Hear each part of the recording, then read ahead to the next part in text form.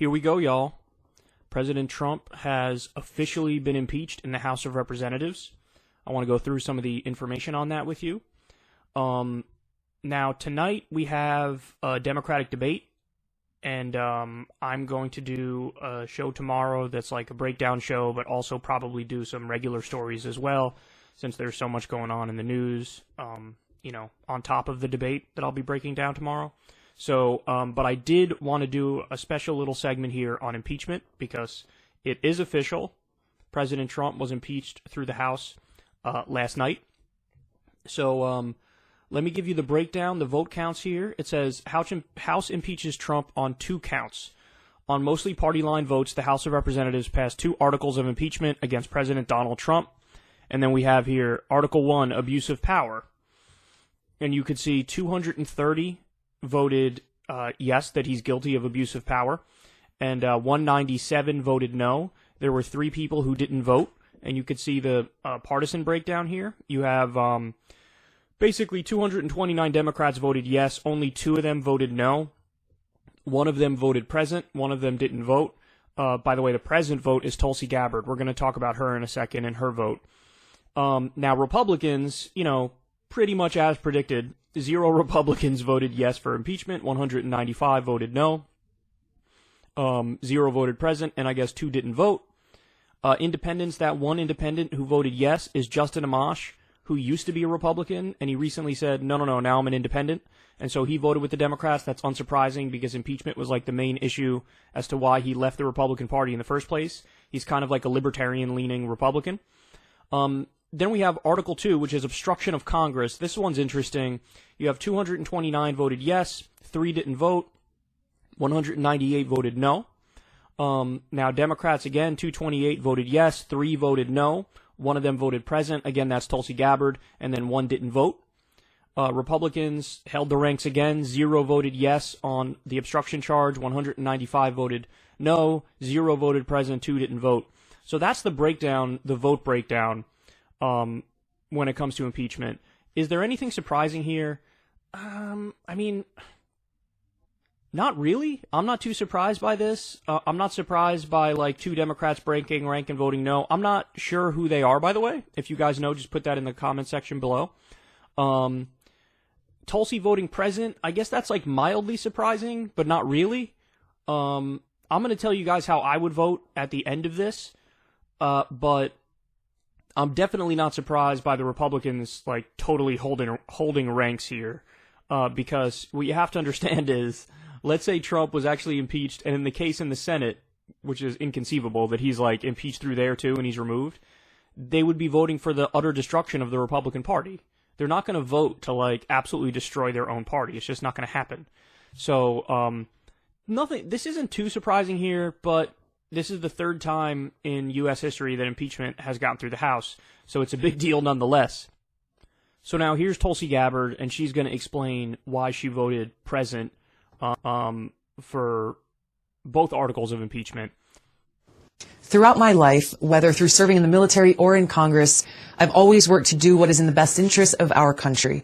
Not what's best for me politically, not what's best for my political party. No, I've always put our country first. One may not always agree with my decisions, but everyone should know that I will always do what I believe to be right for the country that I love. So after doing my due diligence and reviewing the 658-page impeachment report, I came to the conclusion that I could not in good conscience vote either yes or no. I am standing in the center and decided to vote present. I could not in good conscience vote against impeachment because I believe President Trump is guilty of wrongdoing. I also could not in good conscience vote for impeachment because removal of a sitting president must not be the culmination of a partisan process fueled by tribal animosities that have so gravely divided our country. So when I cast my vote in support of the impeachment inquiry nearly 3 months ago, I said that in order to maintain the integrity of this solemn undertaking, it must not be a partisan endeavor. Tragically, that's what it has been. On the one side, the president's defenders are insisting that he has done nothing wrong. They agree with this absurd proclamation that his conduct was, quote unquote, perfect. They've abdicated their responsibility to exercise legitimate oversight and are instead blindly doing the bidding of their party's leader. On the other side, the president's opponents insist that if we do not impeach, our country will collapse into dictatorship. All but explicitly, they accuse him of treason. This extreme rhetoric was never conducive to an impartial fact-finding process. Now, the founders of our country made very clear their concerns about impeachment being a purely partisan exercise. In the Federalist Papers, Alexander Hamilton warned against any impeachment that would merely, quote, connect itself with the pre-existing factions and enlist all their animosities, partialities, influence, and interest on one side or on the other. In such cases, he said, there will always be the greatest danger that the decision will be regulated more by the comparative strength of parties than by the real demonstrations of innocence or guilt. Donald Trump has violated the public trust. Congress must be unequivocal in denouncing the president's misconduct and stand up for the American people and our democracy. To this end, I've introduced a censure resolution that will send a strong message to this president and future presidents that their abuses of power will not go unchecked, while leaving the question of removing Trump from office to the voters to decide. I'm confident that the American people will decide to deliver a resounding rebuke of President Trump's innumerable improprieties and abuses, and they will express that judgment at the ballot box. That's the way real and lasting change has always occurred in this great country, through the forcefully expressed will of the people. A house divided cannot stand. Today, we are divided. Fragmentation and polarity are ripping our country apart. This breaks my heart and breaks the hearts of all patriotic Americans, whether we are Democrats, Republicans, or independents. So today, I come before you to make a stand for the center, to appeal to all of you, to bridge our differences and stand up for the American people. My vote today is a vote for much-needed reconciliation and hope that together we can heal our country. Let's work side by side, seeking common ground to usher in a bright future for the American people and our country. So, the, kindest interpretation of what she did here is, yeah, I think he did something wrong, but I don't think it's impeachment worthy. It's possible that that's what's going on in her mind, or it's possible that what's going on in her mind is just a simple, I don't know. I don't know what I think about this. I really just don't know. I'm agnostic on this, and that's why she voted present. But I will say the reasons that she gave, I don't like. Because she says, she basically uses the argument of, hey, we're really divided, and we need unity. So, and she literally says at one point there, I'm standing up for the center. Those just aren't good reasons to vote the way she voted. I don't care if something is, ruthlessly partisan. If we get Medicare for All passed, it will literally be straight down party lines. So the fact that it's partisan doesn't bother me. The question is whether or not you think he's actually guilty of the things in question. And the idea of, saying, oh, I'm standing up for the center, but the country's divided. The most recent poll now was 48-48 pro-impeachment and against impeachment. So what, there's 4% in the center who are saying, I don't know? So it's just a weird, and I'm somebody who's been skeptical and who's been very critical of the way the Democrats have handled this since day one. But I'll tell everybody this is not how I would have voted. Because all of my criticisms of what's happened with impeachment are strategy-based. If you actually sit me down and hold a gun to my head and say, okay, Kyle, is he guilty or innocent of these articles of impeachment? The way I would have voted is guilty on Article 1, not guilty on Article 2. And let me explain that. So Article 1, he's guilty because it's the abuse of power allegation, and they're saying, yeah, he used his power and authority as president to try to force an investigation into the Bidens. So basically using his power as president to get political gain from it, and he's holding up the subsidy and, the arms to Ukraine in the process. Now, don't get me wrong. I'm against the subsidy to Ukraine. I'm against sending arms to Ukraine. But that's beside the point. A president cannot and should not be able to, for personal political gain, hold up whatever he wants. So he is, using the office of the president and exploiting it for personal political gain. And that is by definition an abuse of power. So my criticism of the Democrats was never, he didn't do this. My criticism of the Democrats was, that's a very weak argument because his counter-argument sounds stronger than your argument does. And also there's 5 or 6 things that are stronger arguments against Trump. I would rather you impeach him over emoluments. I would rather you impeach him over corruption. I would rather you impeach him over genocide in Yemen, which we're actively facilitating. I would rather you impeach him over campaign finance violations, which we know he did because, there were pretty detailed reports about how they used campaign money to pay off Stormy Daniels, to do the hush money payment to Stormy Daniels. Now, of course, that's, it's a side issue. It has to do with a porn star, and it's, ridiculous in that sense. But at least I think the evidence of guilt is a lot stronger, and his counter-argument isn't as solid when you go that path. So even though I've been super critical of the Democrats and how they've handled impeachment, my disagreement has always been strategic. It's never been substantive. So when you sit me down and hold a gun to my head and say, Kyle, how would you vote on this? He's definitely guilty of Article 1. He definitely abused his power. And I actually think it's kind of stunning that anybody doesn't see that. I think all the arguments against that are super weaselly. Like, no quid pro quo. Yeah, there's also no quid pro quo when ExxonMobil gives millions of dollars to Republican politicians and then they vote to give them a $4 billion subsidy every year. There's no literal quid pro quo. Nobody ever says, this for that. You give me this, I will do that for you. But it's implied. So in the same way, you could tell in that phone call that Trump made with the president of Ukraine, regardless of what the president of Ukraine says, you could tell what his intent is. His intent is get me dirt and then I'll release the funds and I'll release the arms. So, yeah, he's definitely guilty on that. Now, the second count, the reason I'd go not guilty on that, and that might, people might give me crap for that, but I don't care because everybody's wrong. I'm sorry, but the Democrats are wrong on that. I read more into it, and it's true.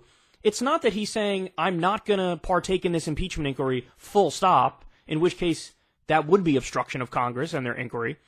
It's that he's freaking saying, take it to the court. I'm going to take this to the courts because I think this is ridiculous. And he's allowed to do that. We have a system of checks and balances. He's allowed to say, I think this is bogus, so now I'm going to take you to the courts over it. And that's what he's doing. So this idea that it's like, no, that is an abuse of authority. Well, not really.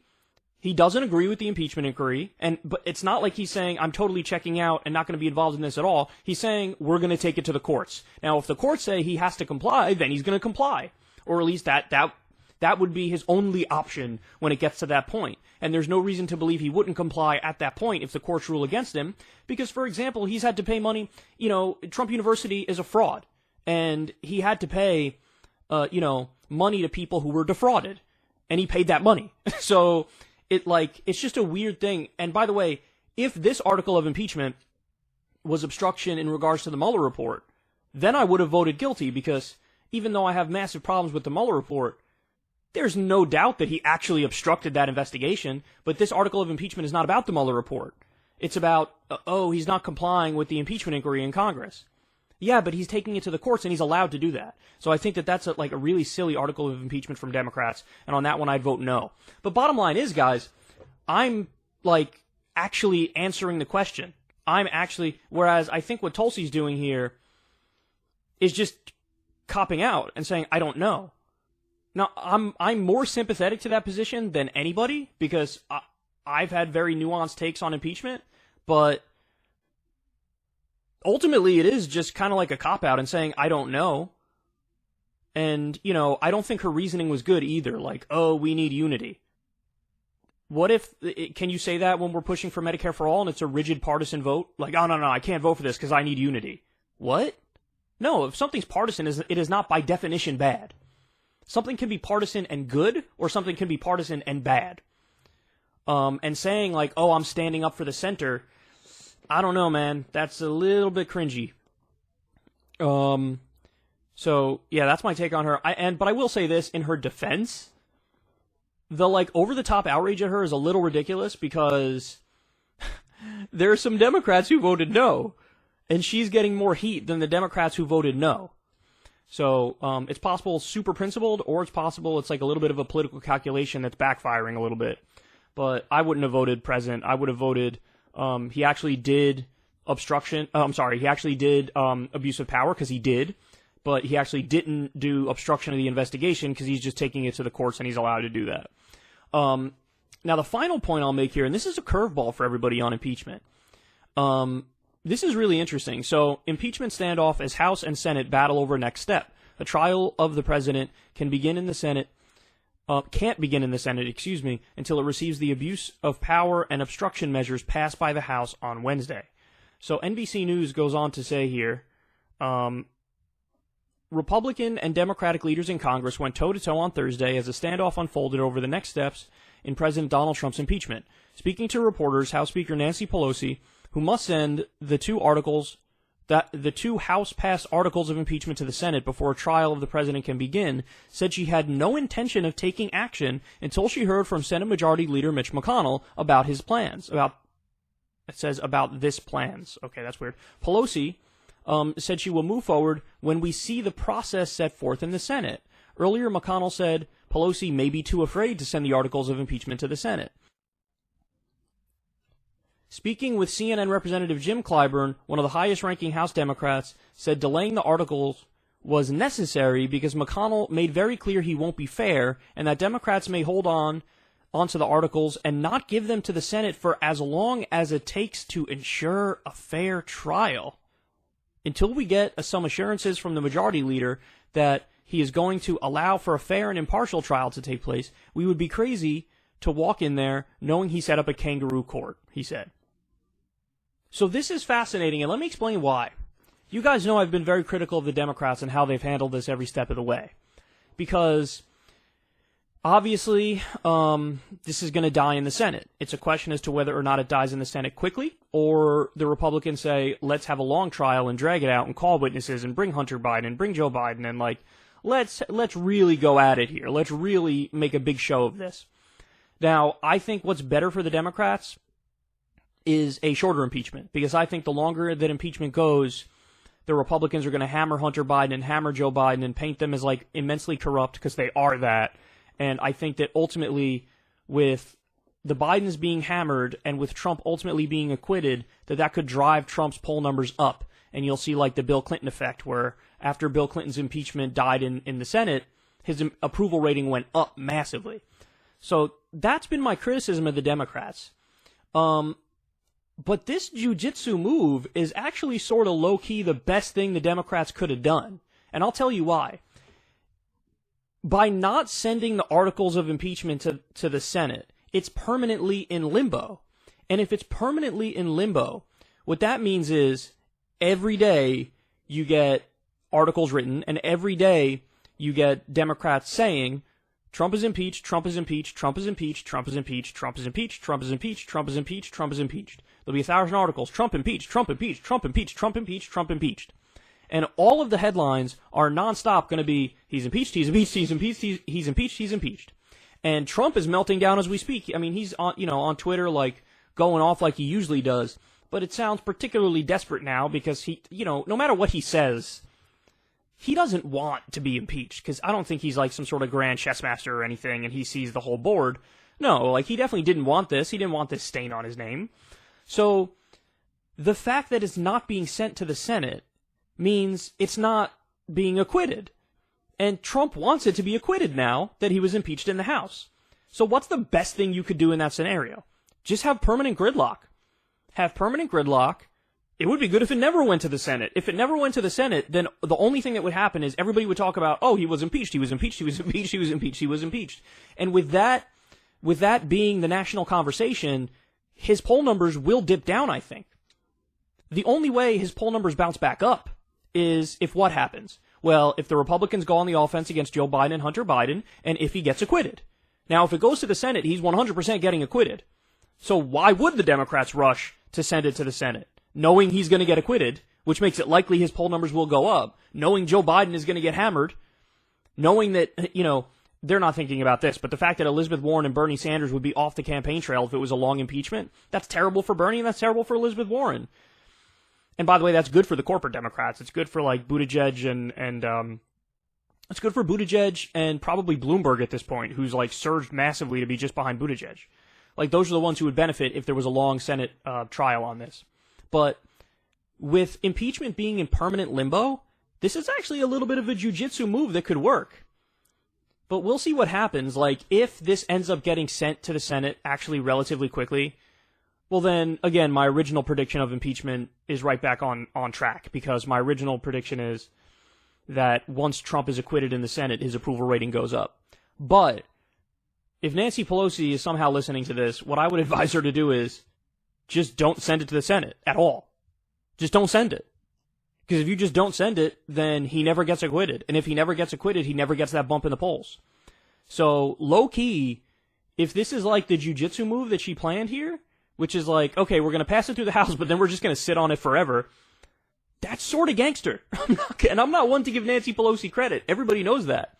But that's sort of like the best-case scenario that Democrats possibly could have given us. So, I don't know, man. I don't know. What do you guys think about this?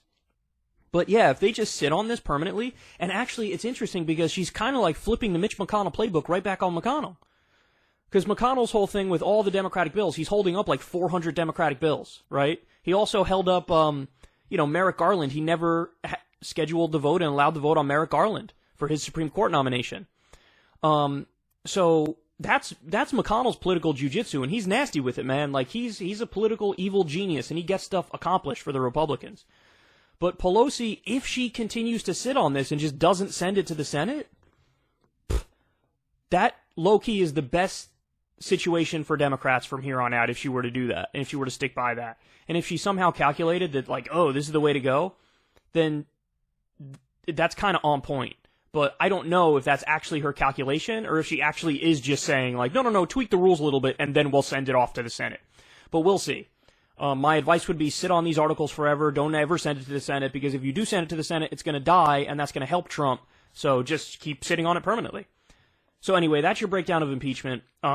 Really interesting scenarios unfolding right now. Scenarios that I couldn't have foreseen until they're unfolding right now in front of our eyes.